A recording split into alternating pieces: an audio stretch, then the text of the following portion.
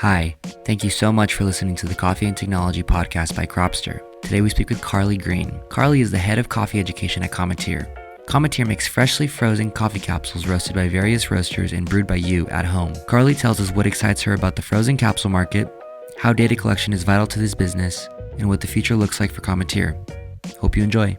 Welcome to the podcast. Tell us a little bit. We could just start with telling us a little bit about yourself. And then from there we can go into Sure. the good stuff, the fun stuff for sure. Not that you're not fun. This is gonna be fun, Yeah. so it'll be good.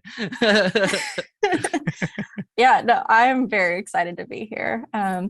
So I guess I'll start by saying I'm the head of coffee education for Cometeer. I've been with the company a little over a year now, and a little bit about what Cometeer is. We work with some incredible roasters to source some of the best coffees on earth. Then we use our proprietary extraction process to brew the coffee at 10 times the strength of a standard drip coffee.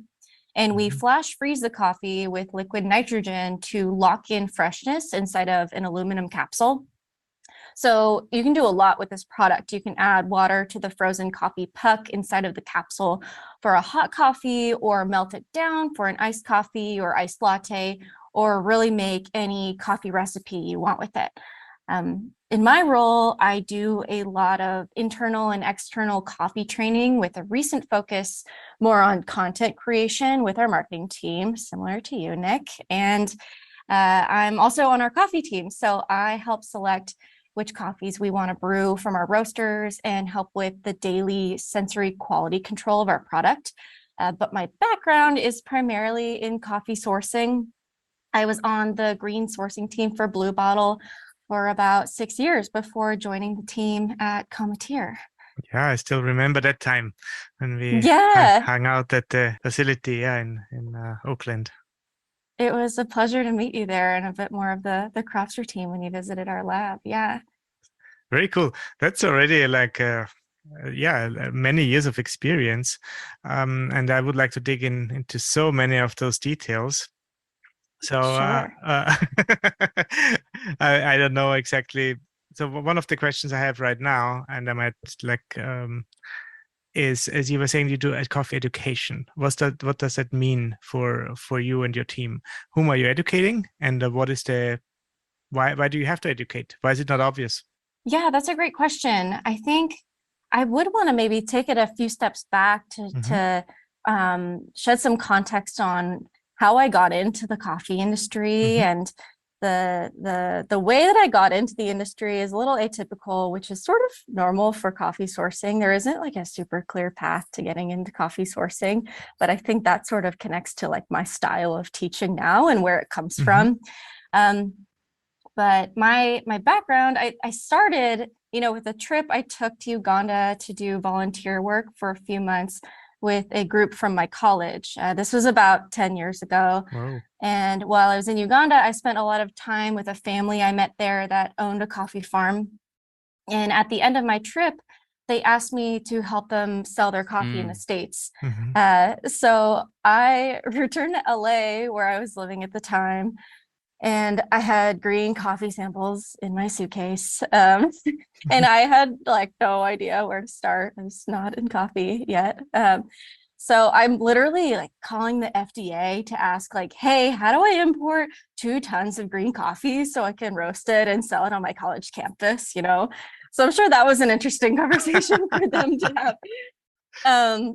Then I just went around visiting cafes with my samples of green coffee to ask questions and learn more. I was just like really trying to, learn more about the industry.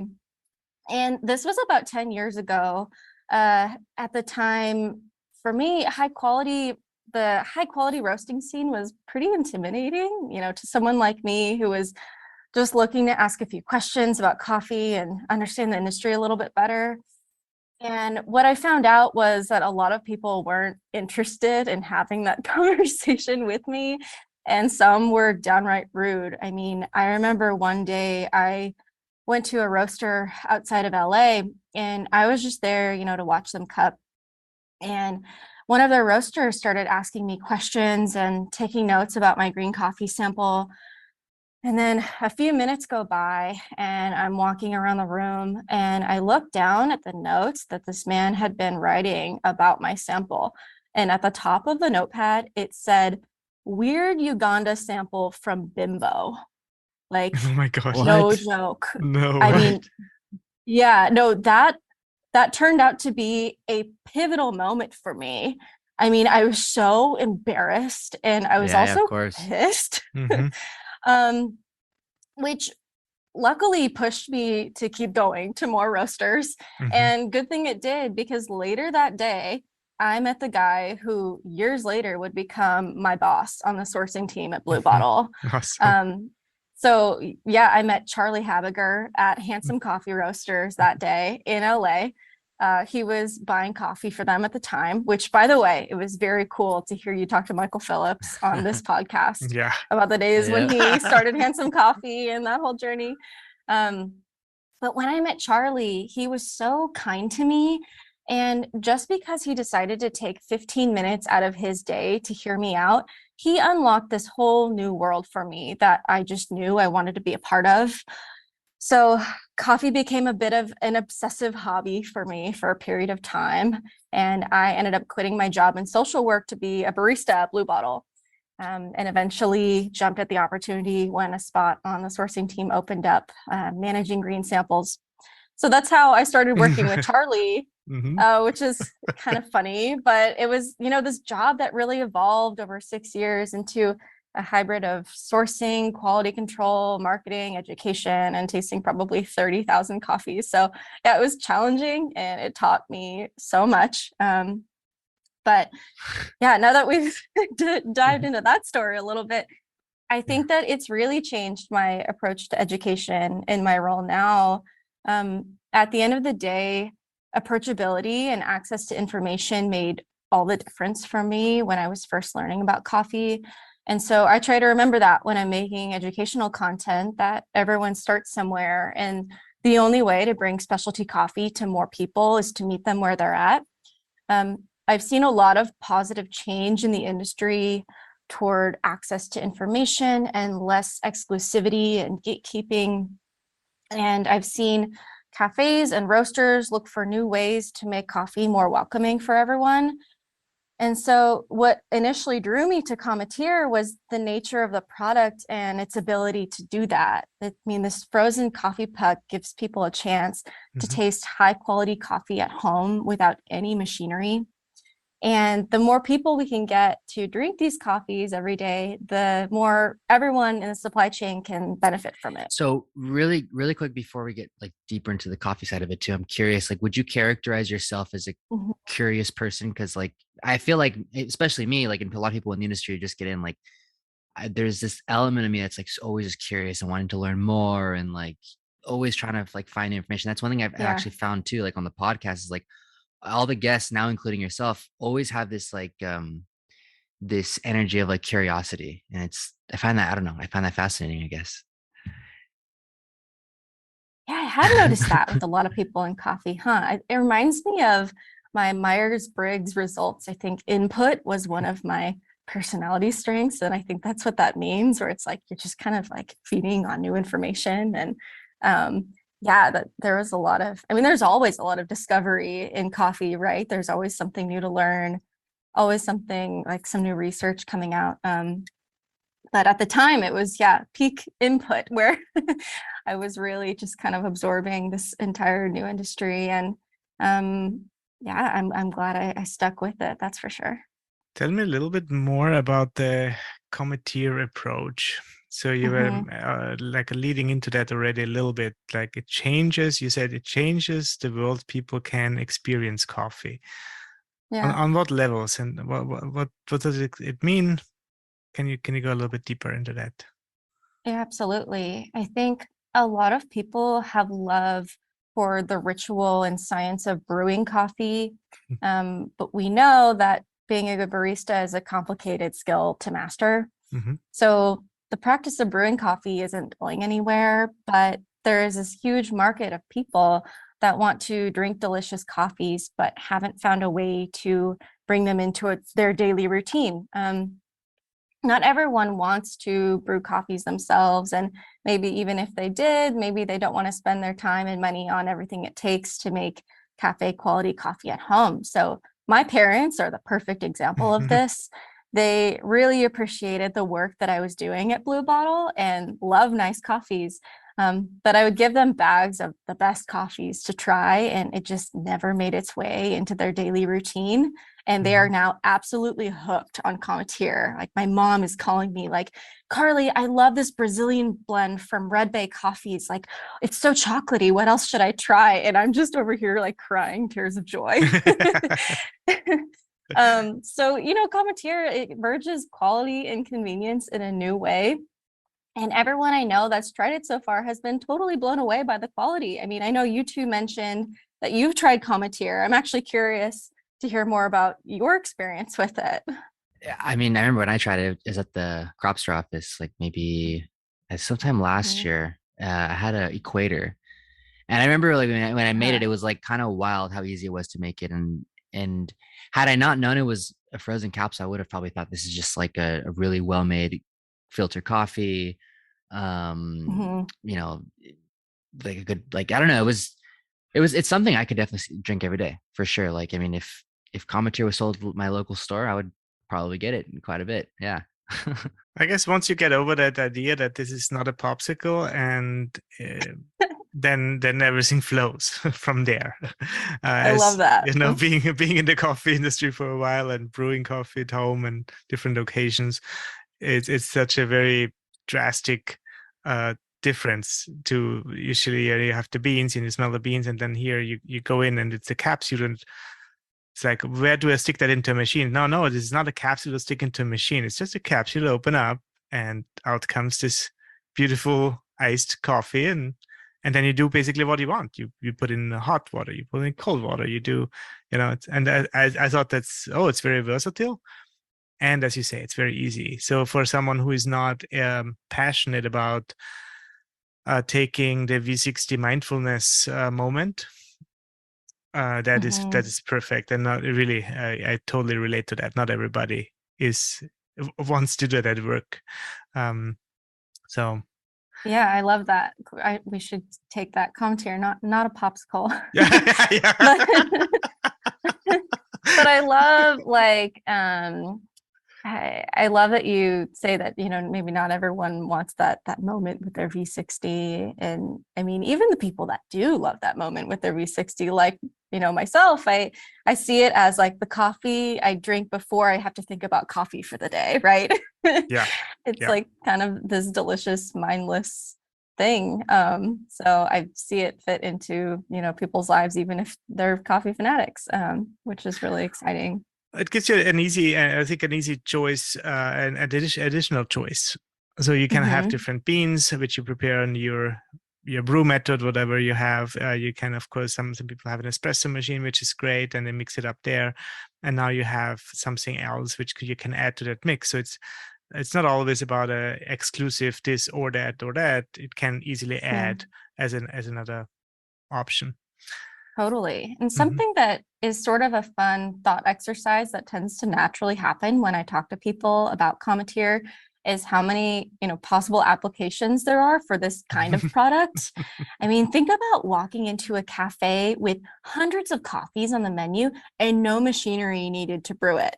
Yeah. Or, having Cometeer served at a bar or restaurant that may not want to invest in a whole espresso setup and train their employees how to use it. You still have this incredible option for people.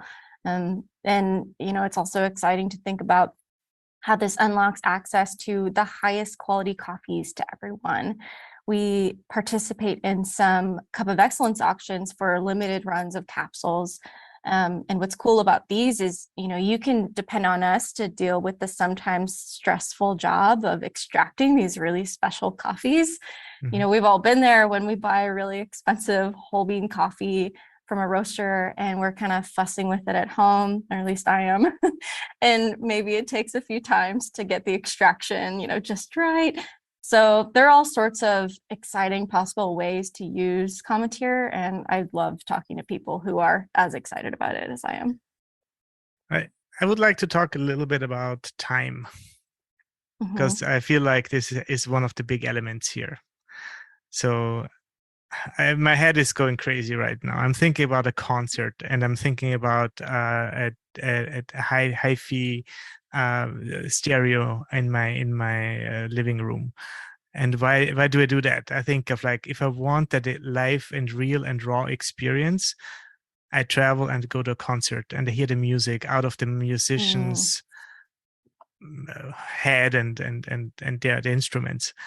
If I want to have that experience over and over again, I play it on a good system at home or somewhere else.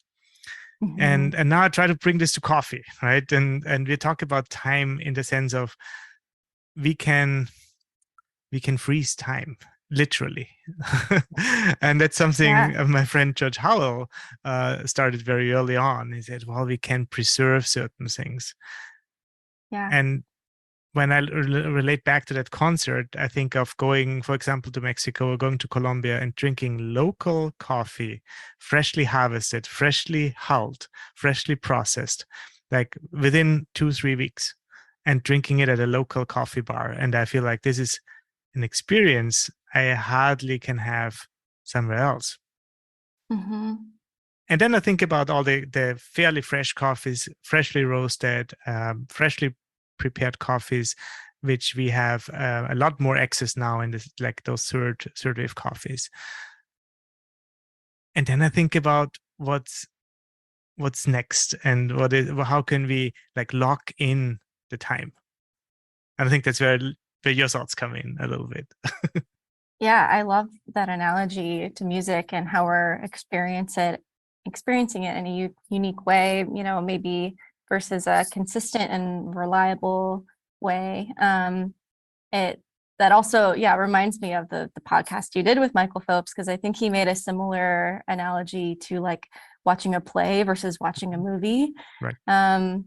Yeah, it's an interesting concept to like lock in a moment in time and experience coffee in a way that um, everyone in the supply chain would like someone to experience it, kind of dialed in with all of the standards of the industry in mind.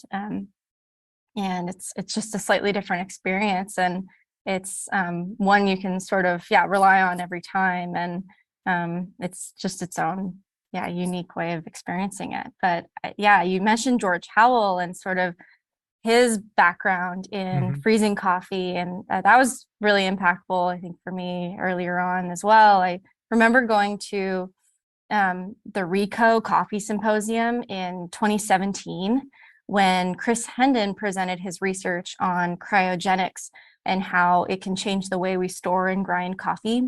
And it was this showstopper event filled with skeptical coffee people, and I was one of them. And at the event, George Howell was serving coffees that had been frozen and green for about 4 years.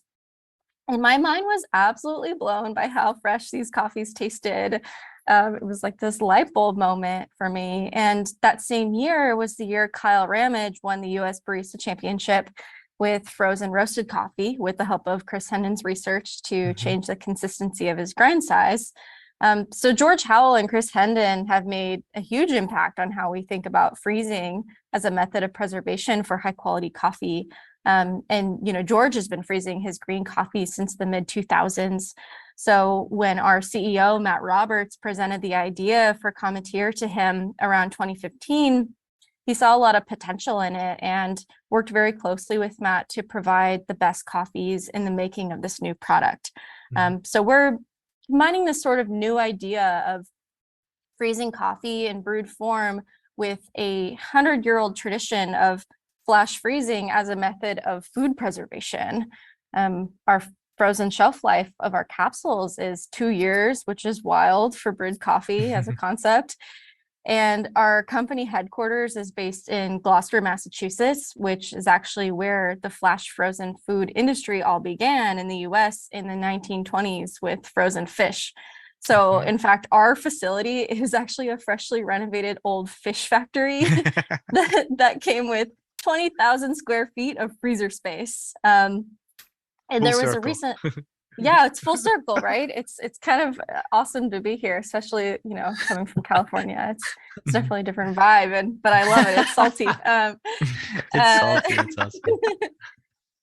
it's a little salty, yeah. Well, there was this recent article put out, I was going to mention, by Insight Partners, that predicts that the global frozen food industry is expected to significantly grow over the next few years due to its convenience and added shelf life.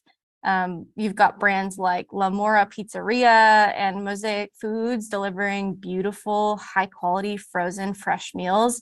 So I just think that's all to say, like, the perception of the frozen food industry is changing, and it's really exciting to work for a company that's playing a part in that. Enjoying this episode of the Coffee and Technology Podcast? This podcast would not be possible without the support of Cropster. Whether it's tracking harvest yields, roastery and inventory management, or simply tracking brew recipes, Cropster Origin, Cropster Roast, and Cropster Cafe can help you streamline your workflows and help you operate more efficiently. I have a lot of thoughts too on the image of like frozen food, because I for one have used to always be very like skeptical of like eating frozen foods, and I think slowly that's changing. Maybe, hopefully, I don't know. We'll see. But going back to really quick, like what Norbert said earlier with like having fresh coffee at origin, like fresh green coffee and whatnot. And I think also too, what's interesting about the idea of freezing is that all around the world, our perception and like the way we experience coffee is different. Those at origin experience coffee very differently than we do in like the States or in Europe, because coffee arrives much later than when it was harvested. And I think this idea of freezing coffee is fascinating, because now it's like, if you, I don't know, for example, if you freeze green coffee at origin, now us in the States who don't maybe not have the opportunity to visit origin as much can now maybe experience what freshly harvested coffee is after immediately, rather than it's having coffee sitting unfrozen on a container for a few months at a time and then not getting to experience what that fresh coffee is. And obviously there's debate on like whether how long green coffee should rest after milling and whatnot. That's a whole different topic, but I just think in general it's it's a very interesting move for the future, I think, in the way we are going to can experience coffee. Yeah, it's a great point. There's like a lot to unpack there. It probably depends on the type of coffee, right? There are some coffees that need a little bit of time to mellow on the water before they're tasting at their prime. And then some coffees are just like incredible, as fresh as can be. And I'm, tasting these like pre-shipment samples where my mind is blown and I just wish I could lock in that moment in time.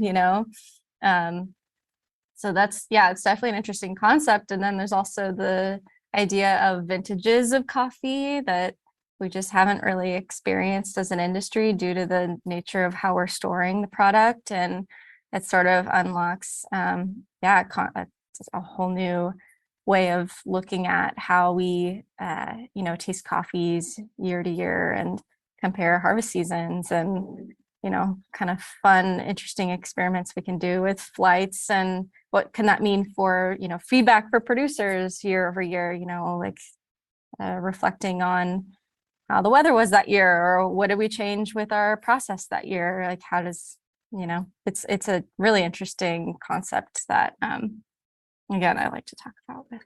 I guess sometimes we're looking also a little bit jealously over to the wine industry, where they can present a fully ready product to the end consumers. So there's no guesswork in there.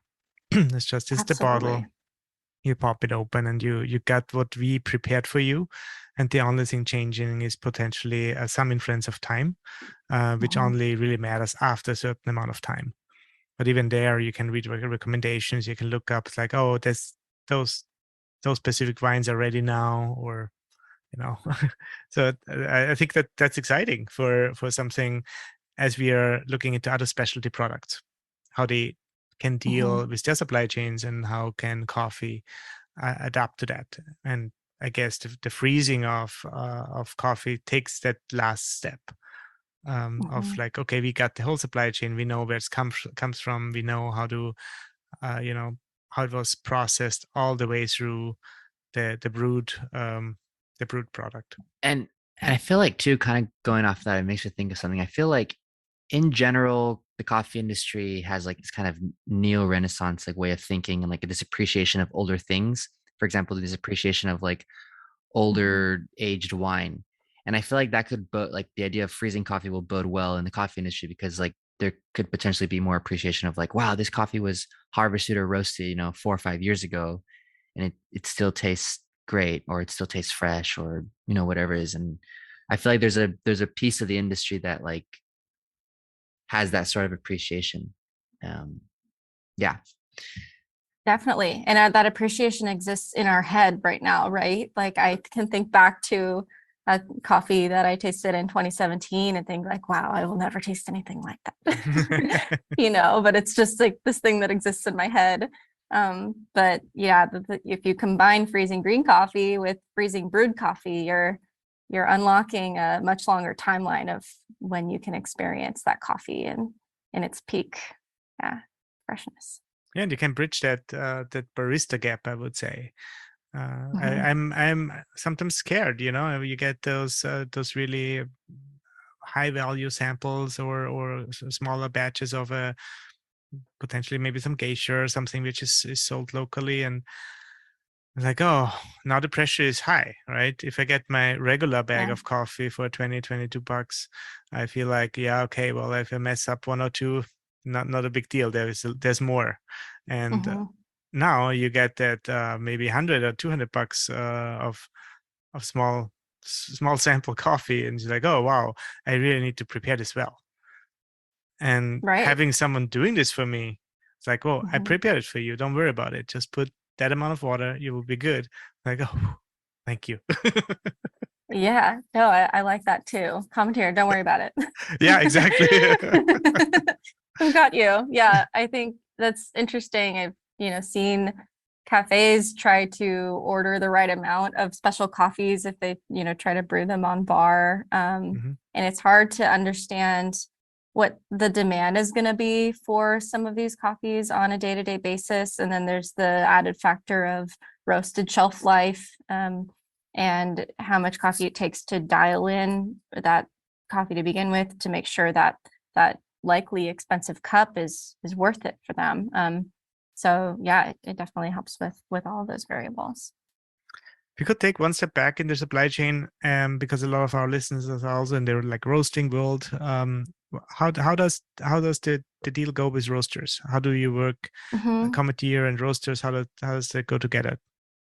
Yeah, so we work with some pretty legendary roasters, which honestly was the first thing I noticed when I learned about Cometeer. I was like, dang, if these roasters are backing this product, it must be amazing. I got to try this. We work with 11 exceptional roasters right now. And I do want to announce, drum roll, that and on October 18th, which I think is the day we're going to release this podcast, we will announce our official launch of our partnership with Black and White Coffee Roasters. Wow, Yay! nice. Fantastic. Yeah, Congrats. yeah, we are very excited. I'm drinking one of their natural Uganda coffees right now. We've have some really, really lovely selections from them. It's been so amazing to work with Kyle and Lem to form this partnership, and we'll be releasing an exclusive launch box of 4 of their coffees if you want to try a few of their coffees on their own. So Mhm. yeah, keep an eye out for that. Nice.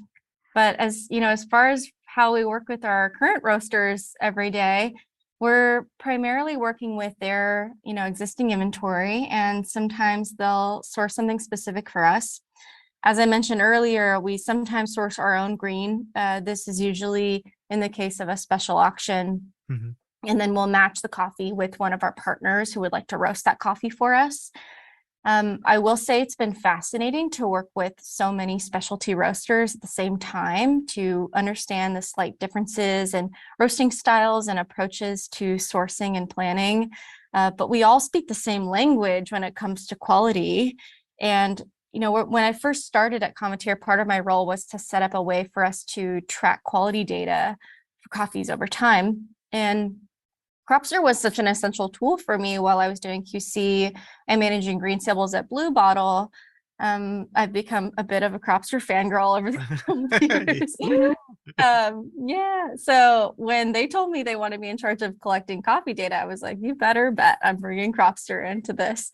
So it was a fun challenge to find ways to use Cropster and integrate into our workflows. Because we're not roasting coffee, we're not buying green coffee that often. So we're this kind of interesting additional step in the supply chain after the roaster. So it was really interesting to work with our Cropster rep, Daniel Mendoza, to help make it work for us. And now it's such an important tool that we use every day. We use it for, the offers we receive from our roasters or incoming roasted quality, or just the daily quality control check on our product and how we're extracting our coffees. And so you bring those coffees nationwide, right? Through your distribution channels, either direct to consumers or direct to offices or direct to stores, which is then kind of through the stores to consumers. Right. So right now, most of our orders are direct to consumer with our online subscription. Some of our roasters have also installed freezers in their cafes. So you can look at our store locator on our website to see if there's a freezer near you. But we're also really excited for the potential for grocery. So we're pretty focused on that right now. And as of a few weeks ago, if you live in the LA area, you can find us in 8 Erewhon locations. We have some other exciting announcements for groceries up on that front as well. I won't be exciting any grocery partnerships on this podcast, but those are coming up really soon. We're really excited. So we're also growing really quickly in office spaces and doing a lot of coffee tastings for companies to get more people trying Cometeer. So if anyone listening knows of an office space that could use some great coffee, you should definitely reach out. Yeah. Have you found for office spaces to be like, have you seen this kind of growth or interest in doing more virtual tastings together? And like, has been a kind of an inquiry like for Cometeer to be more involved in that part of it at all? Yeah, that's a great question. I've actually hosted quite a few virtual tastings for companies that are, that have teams that are working remote. I think it's an interesting time as we're kind of transitioning into some sort of hybrid, working in office sometimes, working remote a lot of times. Companies are trying to accommodate their employees. And so it was cool to send coffees to these remote employees and do a few larger tastings that way. And I will say it's a lot easier to host a virtual tasting with Cometeer than in the past when I've hosted at-home cuppings. You're teaching someone like how to cup. You're like, trying to tell them about grind size and water temperature and extraction and all this stuff. It's like, no, let's just focus on the coffees, let's just talk about how exciting these coffees are, the stories behind these coffees. And so I think they got a lot out of that. And, also giving them a few demos on how else you can use the product and, lattes and affogatos and espresso martinis, all those fun things. No, that's sick. One thing I'm curious to, because you mentioned a little bit before already, but you mentioned some of the coffees that you have come from like Cup of Excellence and have come from, some notable companies as well. But in general, what's the range of quality that usually Cometeer works with? I mean, does it range from anything from like a standard specialty coffee to like a nano lot, or like only micro nano lots, or everything? What's the quality like, or what can people expect from Cometeer? Yeah, that's a great question. We have worked really hard within our coffee team to determine unique categories for how we're organizing our coffee menu internally. And then working with our partners to kind of make the right matches with the coffees that they currently have in their inventory. So the way we're sort of separating that out right now is, as you can see on our website, we have options for light, medium, and dark roast coffees. But internally, we've added an additional sort of step to that, which would break down in between each roast level. There are also profile categories. So the way that we're describing those internally are mild, expressive, and adventurous. So this is like sort of our internal lingo of how we're categorizing these coffees. And to answer your question, they're all considered, specialty grade coffees. And it's great that we're able to stay like really calibrated with our roasters to, talk about our scores and our notes and stay in sync with all of that.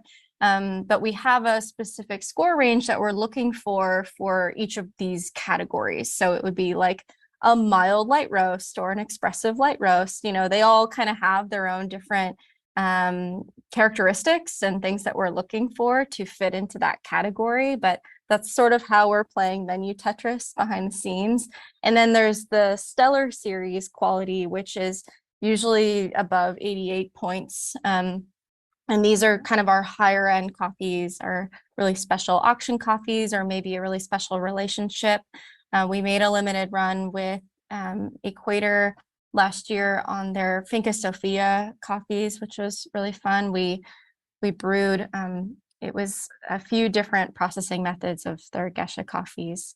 So those were really delicious. But yeah, anything sort of very high end and above 88 points, we would put into that Stellar Series category, which still technically has the categories of light, medium, and dark, but I haven't met a Stellar coffee that we've wanted to roast dark yet. So we'll see if we get there one day. Carly, I would like to circle back just a second on the education piece, because you have such a broad experience and different experiences. You just mentioned that cupping or the tastings with office or with professional, or let's say the people in an office setting or in a home office setting. So this is basically the to consumer part, right? You're educating consumers. But you also worked educating staff at cafes. You were doing all the cuppings and quality control in Blue Bottle. So there's different levels, right, and layers of talking about a product. Now, to me, it's always, I guess, that internal communication is already hard enough, as you just mentioned, like getting the protocols down, talking to roasters. But at least everybody's a little bit is actually on the same side and has some base education. How do you deal with that on the consumer level? Because it's kind of that there's so many people. Yeah. How many cuppings do you have to do? I mean, how many millions of people can you educate? That's a great question. I'm sort of figuring it out right now as we're ramping up our Instagram page to sort of make sure it's a place that's approachable and welcoming, but also educational and kind of, showing off the expertise we have in-house. And so we're doing a few different series of videos where I will kind of dive into a certain concept in coffee. And it has been challenging because like naturally, I'm wanting to use this like internal lingo and like I'm excited. And so sometimes I get ahead of myself, so being really intentional about the script and making sure it's at a level that people not only understand, but are engaged in. It's like, the other part of this is making the content itself like engaging and something that people want to watch completely. So what's the hook there, like, and we're even looking into TikTok as a platform that we want to be, starting to post on. So that's a whole other, field of figuring out how to keep people engaged and different style of content for sure that we're excited to dive into. But yeah, I guess it depends on the platform. It depends on really what you're trying to get across. And there are a lot of ways to do that, but I like to, run my copy or content by people internally that maybe aren't on our coffee team. How does this come across to you? Is this interesting? Because sometimes the more heavy educational content isn't so interesting to everyone, and that's okay, Right. So finding that balance between engaging content and interesting content and educational content is something that we're constantly sort of workshopping here on the marketing team. The base question to me is always, how can we get more people interested in specialty coffee? Right. And not only interested, but also switching basically over and elevating the supply chain. That to me is the the biggest challenge. As you know, the one-offs, they are probably easy. Like, oh, I go to this one store and I have this geisha coffee. I paid a lot of money. I take 5 pictures, and it's once in a lifetime experience. It's like, that's great, but we are looking for long-term customers, right? Right. And we're looking to tap into a whole audience of people that, maybe they don't live near a specialty cafe, or maybe they don't brew whole bean coffee at home, or, it's a whole, a huge market of people that could really, bring a lot to the supply chain as a whole, and open up opportunities for everyone. And if we're, sourcing responsibly, then it'll make its way back to the producers. And that's sort of the ultimate goal. Exactly. Yeah, no, I'm definitely a big fan of this, of what you're all doing. I mean, I feel like I'm already kind of thinking long term, like this is like this could be more than this could be like a global phenomenon that makes coffee even just more approachable, more accessible all over the world. And I think it's fascinating. I think it's really good work what you're all doing. So thank you. Yeah, we appreciate it. Yeah. Thank you. Yeah, it's great to talk to you too. And I love the enthusiasm, and yeah. Very inspiring. Great. Yeah. And, thank you so much for all your insights and for all your amazing story, and like how everything started and where you're now. It's super cool. Congratulations. And thank you so much for sharing. It's been a journey. Thanks so much for having me. We hope you enjoyed this episode of the Coffee and Technology Podcast. To learn more about Cropster, subscribe to this podcast and follow us on social media. For more educational content, visit cropster.com/learn.